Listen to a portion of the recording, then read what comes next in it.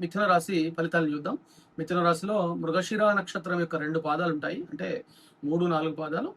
అదేవిధంగా ఆర్ద్ర నక్షత్రం యొక్క 4 పాదాలు, పునర్వసు నక్షత్రము 1 మరియు 2 పాదాలు ఉంటాయి. ఇక ఈ సంవత్సరము వీరికి ఆదాయం 5, వ్యయం 5 అంటే సమానంగా ఉన్నాయి. అంటే ఆదాయం ఎంతో, ఖర్చు కూడా అంతే ఉంటుంది. వీళ్ళకి రాజ్య పూజ్యత అంటే గౌరవించబడడం అనేది 3 ఉంటే అవమానించబడం అనేది 6గా ఉంది. ఇక వీరి ఉద్యోగము, వ్యాపార పరిస్థితులు ఎలా ఉన్నాయో ఇప్పుడు తెలుసుకుందాం. ఒక విధంగా చెప్పాలంటే ఈ సంవత్సరం మిథున రాశి వాళ్ళకి మిశ్రమ ఫలితాలని పొందే అవకాశాలు కనబడుతున్నాయి. వృత్తి వ్యాపార రంగాల్లో ఉన్న వారికి ఈ సంవత్సరము మంచి పునాది పడుతుంది. అంటే ఇదివరకే ఉన్న వాళ్ళేమో లాభాలు పొందుతారు. ఇప్పుడు కొత్తగా ప్రారంభం చేయాలనుకుని, కొత్త మార్పులు చేయాలనుకుంటే మాత్రం 10వ ఇంట్లో శని ఉండడం వల్ల బాధ్యతలు పెరిగే అవకాశం ఉంటుంది. అంటే ఆల్రెడీ ఉన్నవాళ్ళు ఇంకొకటి కొత్త స్టార్ట్ చేసే అవకాశం ఉంటుంది.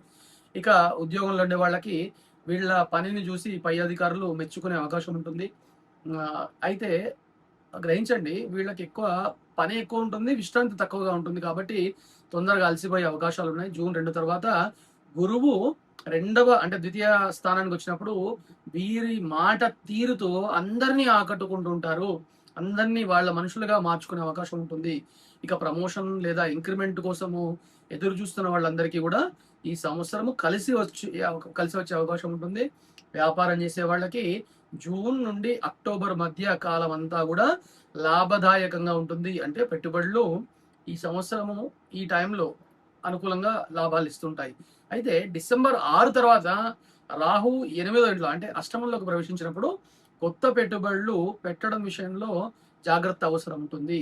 అది కాకుండా భాగస్వాములతో అపార్థాలు వచ్చి గొడవలై వాళ్ళు విడిపోయే అవకాశాలు చాలా ఎక్కువగా ఉంటాయి. అంటే డిసెంబర్ 6 తర్వాత వీళ్ళు జాగ్రత్తగా ఉండాల్సిన సూచన చెప్పడం జరుగుతుంది. ఆర్థిక పరంగా మొదటి 2 నెలలు అంటే ఇప్పుడు ఈ పరాభరం నామ సంవత్సరం స్టార్ట్ అయిన మొదటి 2 నెలలు ఇబ్బంది పెట్టినా కూడా చైత్ర వైశాఖం జ్యేష్ఠమాసం నుండి ఆర్థిక పరిస్థితి కుదుట పడుతుంటుంది. జూన్ 2వ తారీఖు నుండి గురువు ధనస్థానంలోకి ప్రవేశిస్తుంటాడు. కాబట్టి ఆ సందర్భంలో వాళ్ళ ఆర్థిక పరిస్థితి ఒక్కసారిగా మార్పు చెందే అవకాశాలు ఉంటాయి. రావాల్సినటువంటి మొండి బాకీలు వసూలు అవుతుంటాయి. అయితే వీరికి పూర్వీకుల ఆస్తులు కలిసి రావడము, లేదా పాత ఇల్లు ఉంటాయి కదా, పాత ఇల్లులు కొనుక్కొని దాన్ని మోడిఫికేషన్ చేసుకొని దాన్ని మార్చుకుంటారు కదా, అది లాభం అవుతుంది. స్థిరాస్తి కొనుగోలు చేయడం వంటివి ఈ సందర్భంలో లాభాలు ఇస్తుంటాయి. అయితే డిసెంబర్ 6న కేతువు ద్వితీయంలోకి వస్తున్నాడు. ఇలా రావడం వల్ల ఈ సంవత్సరం చివరిలో కుటుంబ అవసరాల కోసము ఆకస్మికంగా ఖర్చుల మీద పడే అవకాశం ఉంటాయి. కాబట్టి జాగ్రత్త అవసరము. ముందు నుండే పొదుపు చేసుకోండి. ఈ సంవత్సరం ప్రారంభంలో ఏదైతే లాభాలు ఉన్నాయో వాటిని అంతా కూడా పొదుపు చేస్తూ చివరగా వచ్చేటువంటి ఇబ్బందిని మనము తొలగింపజేసుకోవచ్చు. ఇక వీళ్ళది కుటుంబ జీవితము, ఫ్యామిలీ రిలేషన్స్ ఎలా ఉన్నాయి ఇప్పుడు మనం తెలుసుకుందాము. ఈ సంవత్సరము కుటుంబ జీవితం వీళ్ళకి సంతోషదాయకంగానే ఉంటుంది. మాట పట్టింపులు వచ్చే అవకాశం కూడా ఉంటుంది. కాకపోతే అంటే ఇప్పుడు ఏంటంటే గురువు ద్వితీయంలో అంటే వాక్స్థానంలోకి రావడం వల్ల శుభకార్యాల చర్చలు జరుగుతూ ఉంటాయి. వివాహ సంబంధాలు అంటే పెళ్లి కోసం ఎదురు చూసే వాళ్ళు ఎవరైనా ఉంటే వాళ్ళకు వివాహం కుదిరే అవకాశం ఉంటుంది. ఇంట్లో అంతా పండుగ వాతావరణం నెలకొంటుంది. అయితే ఆగస్టు 2వ తారీఖు నుండి సెప్టెంబరు 18 మధ్యకాలంలో జన్మరాశిలో కుజుడి యొక్క సంచారము ప్రారంభం అవుతుంది. కాబట్టి భార్యాభర్తల మధ్యలో చిన్నపాటి గొడవలు వచ్చే అవకాశాలు ఉంటాయి. కాబట్టి జాగ్రత్తగా మాట్లాడండి. మీ కోపాన్ని కొంచెం అదుపులో ఉంచుకుంటే ఈ సమస్య నుండి బయటపడే అవకాశాలు మనమే సృష్టించుకున్న వాళ్ళ అవుతాం.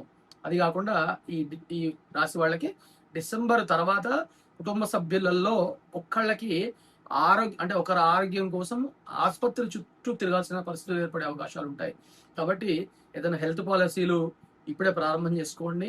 అది కాకుండా ఆరోగ్యపరంగా వచ్చే ఆకస్మిక ఖర్చులకి డబ్బు పక్కన పెట్టుకోండి. ఆరోగ్యపరంగా వీరికి వ్యక్తిగతంగా వాళ్ళ కుటుంబ సభ్యులు కాదు, వీళ్ళకి మిశ్రమంగా ఉందని చెప్పవచ్చు. ప్రారంభ కాలంలో జన్మరాశిలో గురువు సంచారం అవుతుంది కాబట్టి అలసిపోవడము, నీరసము ఇలా అనిపించిన పని మాత్రం వాళ్ళు చేస్తుంటారు. ఇక ఆగస్టు సెప్టెంబర్ నెలల్లో ఉష్ణ సంబంధమైనటువంటి వ్యాధులు వచ్చే అవకాశాలు ఉంటాయి. అంటే చర్మము బొబ్బలు రావడము లేదా చర్మ సమస్యలు రావడము ఇలాంటివన్నీ కూడా బాధించే అవకాశాలు ఉంటాయి. ప్రధానంగా డిసెంబర్ 6, 2026 తర్వాత అష్టమ స్థానంలో రాహు ప్రవేశించినప్పుడు వాహనాలు నడిపేటప్పుడు లేదా వాహనాలు పాడవడము ఇలాంటి జరిగే అవకాశాలు ఉంటాయి. వాహనాలు నడిపేటప్పుడు జాగ్రత్తగా ఉండండి. అది కాకుండా ఈ టైర్లు బరస్ట్ అయిపోతుంటాయి కదా, అలాంటివి అయ్యే అవకాశాలు ఉంటాయి. కాబట్టి వీళ్ళు ఎటన్నా ప్రయాణం ప్రారంభం చేసేటప్పుడు ఆంజనేయ స్వామి వారి యొక్క దర్శనం చేసుకొని ఆ తర్వాతే ప్రయాణం చేస్తే ఉత్తమం. ఎందుకంటే ప్రయాణాలు అనుకూలంగా లేదు వీళ్ళకి. ఈ సంవత్సరం మిథున రాశి వారికి పరిహారాలు ఎలా ఉన్నాయంటే, పరిహారం అంటే రెమెడీ. ఈ సంవత్సరము అనుకున్న కార్యాలు నిర్విఘ్నంగా పరిసమాప్తి చెందడానికి లేదా పూర్తవడానికి, అది కాకుండా గ్రహ దోష నివారణ కోసము ఈ పరిహారాలు చెప్తున్నాను. వీటిని ఆచరించే ప్రయత్నం చేయండి. ఇది ఖర్చుతో కూడుకున్నటువంటి కాదు కాబట్టి యథావిధిగా అందరూ చేసుకునే ప్రయత్నం చేయండి. ఎందుకంటే ఈ రాశి వాళ్ళకి విష్ణువు రాస్యాధిపతి కాబట్టి రాశికి విష్ణు సహస్రనామ పారాయణం చేయండి. బుధుడి యొక్క అనుగ్రహము కలుగుతుంది.